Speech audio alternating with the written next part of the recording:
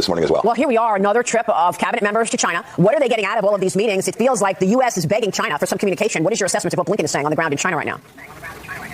Maria, this is talk for the sake of talking. Frankly, I think the Biden administration is just hoping they can get through the next handful of months without something exploding in Asia in the same way it has in the Middle East and in Europe, right? 2 wars on the precipice of a third. And so I think Secretary Blinken is going there today. If he talks about fentanyl or fair business treatment, 3.5 years of the Biden administration, nothing has been done to actually achieve that. There's been no action that has imposed costs on the Chinese Communist Party that give even a remote chance that Secretary Blinken can, through lip service to the Chinese Communist Party, achieve anything on behalf of the American people. I think this is talk for the sake of talk. I think he's really sending a message. Hey, hang on. We're going to have an election in November, and then we'll come back at this, and we'll have 4 more years of the Chinese Communist Party running largely unchecked throughout the Pacific and out throughout Asia. Totally unchecked on his watch, that's for sure. Surveillance balloon, a COVID cover-up, intellectual property theft, fentanyl flowing into America. Even the TikTok stance from the administration is not believable because the Biden-Harris re-election campaign says it.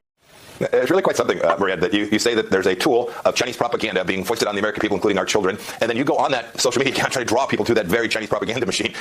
It's hypocritical. If President Biden actually believes that this is a risk to the United States of America, it makes absolutely no sense. But frankly, it's consistent with the Biden administration's national security policy. It is very little bark and zero bite. Yeah. And this is the kind of thing I think our adversaries can see. And this is the reason that we're so challenged today. And the American people can feel it. We shouldn't forget. We have fighting age male Chinese Communist Party members infiltrating our southern border, and we have no idea who they are and where they are. This is at scale. And this is truly dangerous. Someday, Maria, we will all look back on these 4 years of the Biden administration's border policy, and we will regret it more than we can even imagine.